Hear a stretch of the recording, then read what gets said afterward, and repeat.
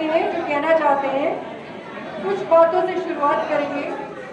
बहुत ही अच्छा लग रहा है यहाँ पे आके, ये देख के बहुत ही अच्छा लग रहा है कि शिक्षा को इस तरीके से बढ़ावा दे रहे हैं आप लोग।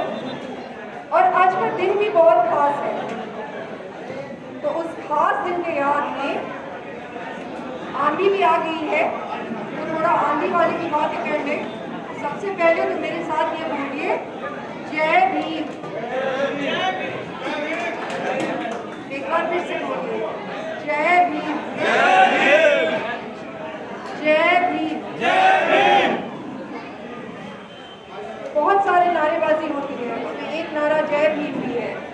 और आज मैं आपसे ये बात करना चाहती हूँ कि जय भीम का मतलब क्या है। जो भी मेरे भाई पीछे बैठे हैं और जो बहनें बैठी हैं, उनसे गुजारिश है कि 1 मिनट के लिए मेरी बात सुनें।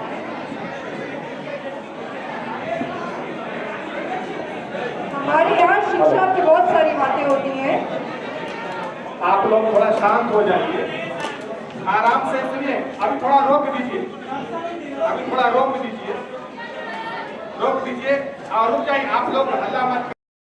संविधान के बारे में बहुत सारी बातें होती हैं, शिक्षा के बारे में बहुत सारी बातें होती हैं, लेकिन वो सारी बातें बेमानी होती जा रही हैं, क्योंकि संविधान जिनको बनाने के लिए हम भेज रहे हैं, हमें इस बात पे भी चर्चा करने की जरूरत है कि वो लोग शिक्षित क्यों नहीं है।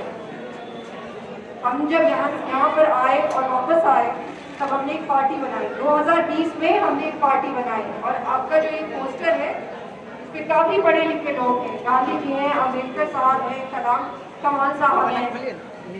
कलाम साहब की एक बहुत अच्छी सी बात है, बहुत सारे लोगों ने उनकी किताब पढ़ी होगी, विंग्स ऑफ फायर। वो किताब हमने भी पढ़ी थी।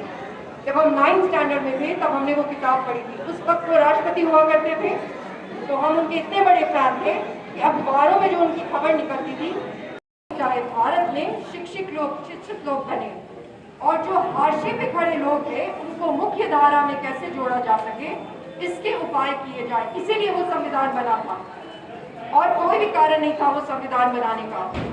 संविधान बनाने का बस ये कारण था कि मुख्य धारा में जो गरीबी है, उसको खत्म करने के लिए लोगों को जोड़ा जा सके। आज 77 साल बाद यहाँ पे जो शिक्षित लोग हैं, आप लोग सब अपने समाज के शिक्षित लोग हैं, बिहार के शिक्षित लोग हैं। हम ये पूछना चाहते हैं, और दोबारा हमें बैठ के क्या इस पे बात करने की जरूरत नहीं है कि हम इसमें कामयाब हो पाए हैं कि नहीं। जब गांधी जी का भी है फोटो, हमारे बारे में एक बात लोग बहुत कहते हैं कि इंग्लैंड से आई हैं।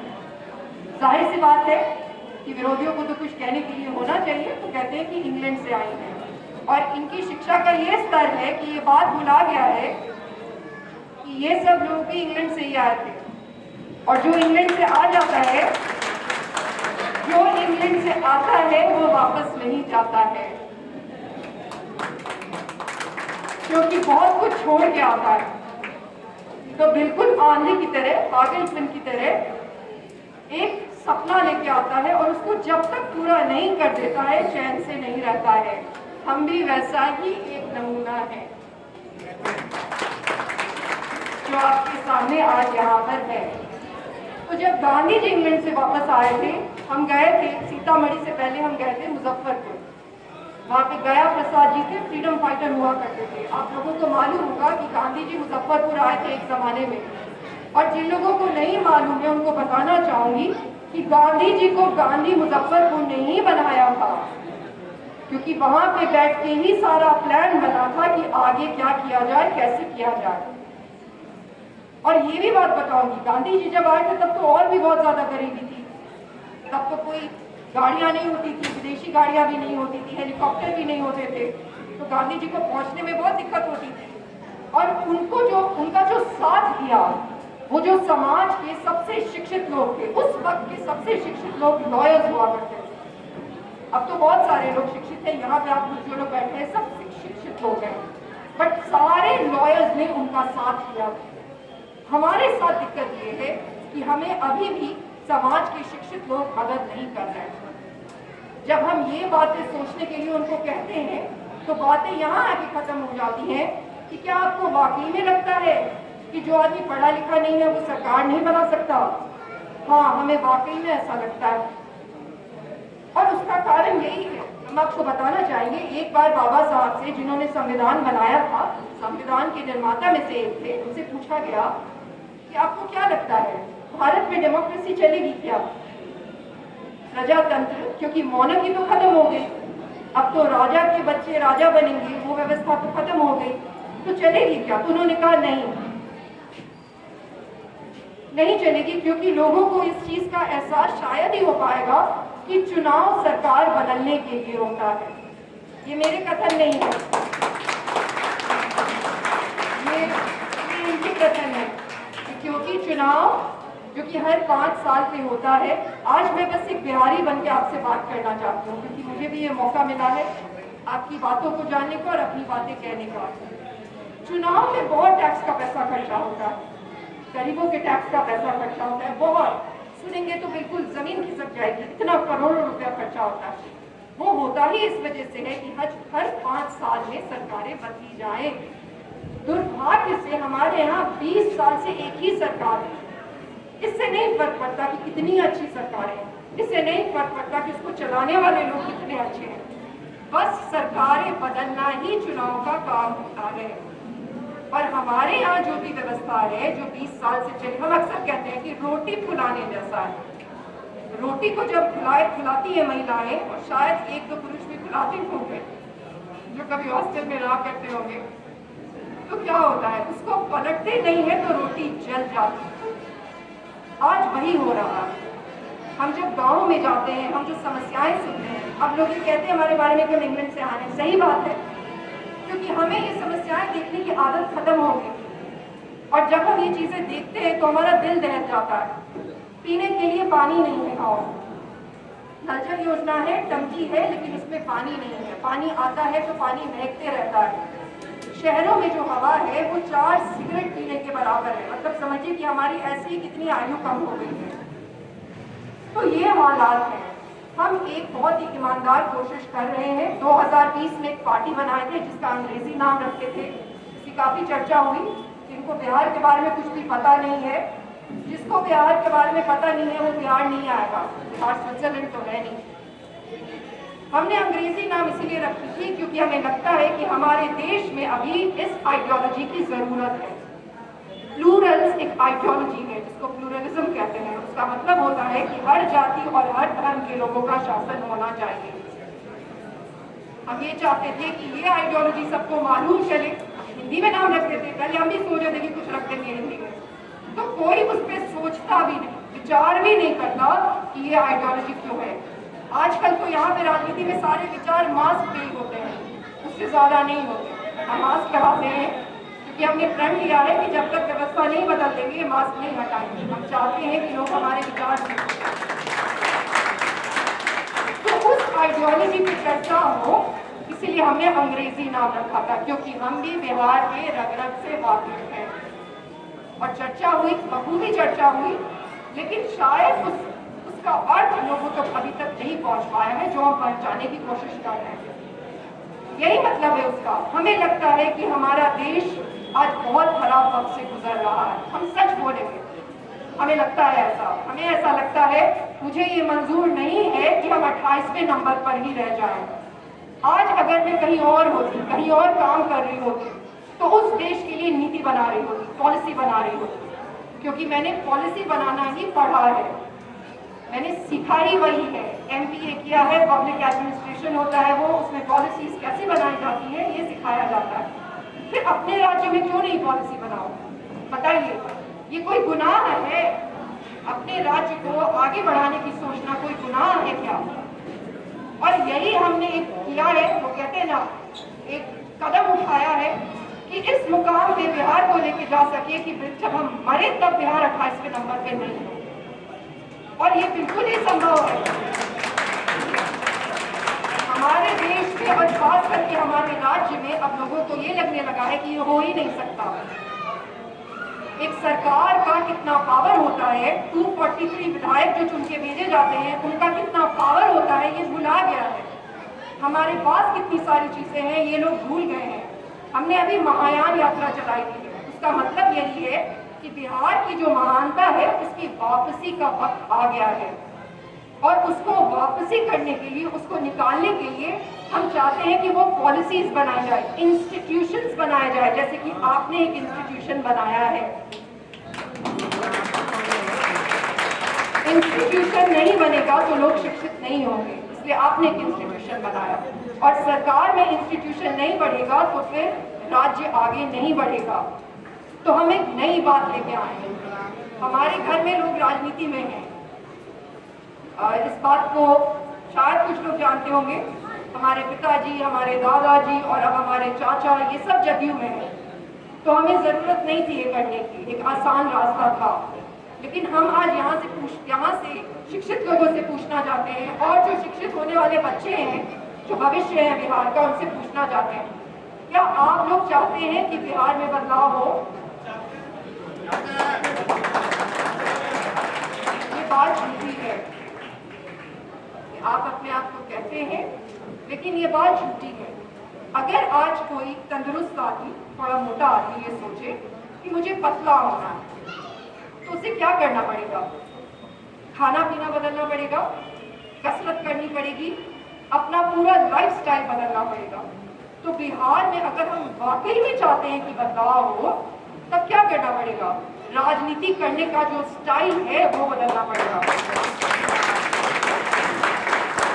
एक खास तरीके के नेता लोगों को जो देखने की आदत है वो बदलना पड़ेगा कि नेता पुरुष होना चाहिए और थोड़ा भारी होना चाहिए, धीरे धीरे करके उसको बात करना चाहिए, उसके साथ सौगारी घूमनी चाहिए। ये आदतें जिस दिन हम बदल लेंगे और ये सोचने लगेंगे कि नेता वो होता है जिसमें विचार नेता वाले होते हैं, नेता वो होता है जो जितेंद्रिय होता है, जिसको अपने इंद्रियों पे कंट्रोल होता है, वो होता है जो जिसके पास शिक्षा नहीं भी हो 2 सेकंड के लिए तो काउंसलर्स हो, पर ये तो उसी के पास होगा जिसके पास शिक्षा होगी।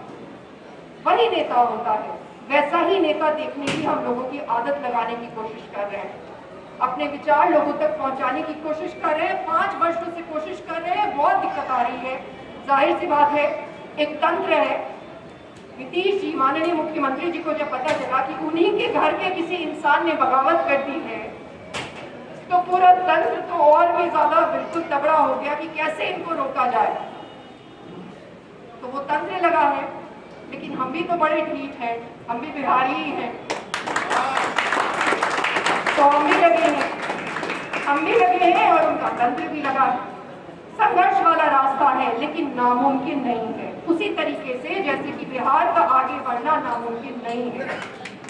हमसे लोग पूछते हैं कि आप कैसे बिहार बदलेंगे। आपने ये भी नोटिस किया होगा कि 2020 में जब हमने बदलाव की बात की, आप लोग तो सब यहीं पर रहने वाले लोग हैं, हमारा रिसर्च एरिया ही बिहार रहा है, वोटिंग पैटर्न्स रहा है। तो हम ये बहुत अच्छे से जानते हैं कि यहाँ पे 2020 से पहले बदलाव की बात नहीं होती। उससे पहले सारी बातें होती थी, बाकी सारी बातें जो अभी फिर से चुनाव में होंगी, जिससे पेट नहीं बढ़ता, शिक्षा नहीं आती, वही बातें होती। अब सब बदलाव की बातें करने लगे। देखा देखी, मतलब जिनसे हम बदलाव दिलाने की कोशिश कर रहे हैं, वो भी अब बदलाव की बातें कर रहे हैं। नई नई पार्टियां भी बन गई, नई बहुत सारी पार्टियां हैं जिनके पास बहुत पैसा था, आगे सब मैदान में। लेकिन ये नहीं करना है। बदलाव का मतलब सिर्फ मुख्यमंत्री का चेहरा बदलना नहीं है, सार्थक बदलाव करना है। अगर वहां से किसी को हटाना है तो किसी ऐसे को बिठाना है जिससे कि कुछ किया जा सके। एक और भी चीज ये लोग कहते हैं हमारे बारे में, वोट कटवाओ। आज इस पे खुल के बोल रहे। अब हम इंग्लैंड से पढ़ाई लिखाई यहाँ पे अच्छे लोगों का वोट काटने के लिए तो नहीं आए हैं, हम जीतने के लिए आए हैं। हम अपना सब कुछ छोड़ के जीतने के लिए आए हैं। हमने अपना परिवार नहीं बनाया, शादी नहीं की, क्योंकि ये सोचा कि बिहार के जो बच्चे हैं, जो आप लोगों के बच्चे हैं, उनका भविष्य बनाएंगे। तो हमने इतनी कुर्बानी किसी बिना क्रेडेंशियल के अनक्वालिफाइड लोगों का वोट काटने के लिए नहीं पाई है, ना ही दी है। तो ये बात भी आज यहाँ पे स्पष्ट कर देते हैं। हम ये चाहते हैं कि शिक्षित लोग, शिक्षित युवा जो आप लोग सब हैं, वो मिले, वो आपस में मिले, जो बड़ी चीजें हैं, जो बड़ा पिक्चर है, उस पे बात करें, जो जहां है वहां पे उनसे बातें करें। शिक्षा के सिर्फ इंस्टीट्यूट नहीं खोले, बल्कि उसके साथ साथ एक शिक्षित सरकार कैसे बनेगी उस पे भी बहस करें। वो बहुत मुश्किल है, बिहार में इन बातों पे बहस बहुत मुश्किल है। तो ये गुजारिश है जो हम आपसे करना चाहते हैं, जो बच्चे हैं उनको ये बताना चाहते हैं कि ये ज़रूरी है। एक और बात बाबा साहब ने कही थी, वो भी आखिरी में कहते जाएंगे। उनसे एक अंग्रेज इंटरव्यूअर ने पूछा डेमोक्रेसी के बारे में पूछने के बाद कि आपको लगता है कि चुनाव में कुछ भी बदलाव नहीं होगा? तो उन्होंने कहा नहीं होगा। तो उन्होंने कहा ऐसा होगा कि पार्टियां कहेंगी कि मेरे पार्टी का चिन्ह बैल है, उस पर तुम वोट कर दो, और जो लोग हैं वो उस पे गधों को बैठा देंगे, सिर्फ इस वजह से क्योंकि पार्टी ने कह दिया कि इस बैल को वोट कर दो, कैंडिडेट नहीं चुनेंगे। ऐसी हालत हमारी भी है। हम कैंडिडेट सोचिए 77 वर्षों पहले जो वो कह के गए वो सब वाकई में आज हो गया। हमें कह देते हैं कि बैल है चुन लो, और हम गधों को चुन लेते हैं। इसको बदलने की भी कवायद यहीं से शुरू होगी, जमीन से ही शुरू होगी, आप लोगों से ही शुरू होगी। तो बस इतनी सी ये बातें थी। हमें बहुत ही अच्छा लगा कि ये मौका मिला। हमारे साथ ये भी दिक्कत है कि जब हम आए तो हम नहीं आए, हमारे कपड़े आए, हमारी शक्ल आई, हमारी कौम आई, हमारी जाति आई, तो हम अपनी बातें लोगों तक पहुंचाए, इसका मौका ही नहीं मिलता है। हम हमेशा ये कहते हैं कि हमने जो भी आज किया है वो सिर्फ एक वजह से किया है, पढ़ाई लिखाई ने हमारी आंखों पे जो चश्मा लगाया गया था इस समाज में उसको उतार दिया था। तो हम सिर्फ हमारे विचार हैं, और आप सब हमारे इस विचार को सुनिए, उससे जुड़िए, इसी की कोशिश करते हैं। आप लोगों ने इतने धैर्य से सुना, उसके लिए बहुत बहुत धन्यवाद। जय हिंद।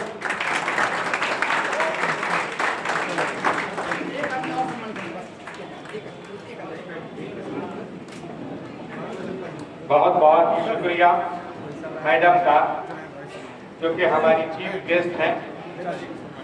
मैडम ने अपने दर्द बयान किए।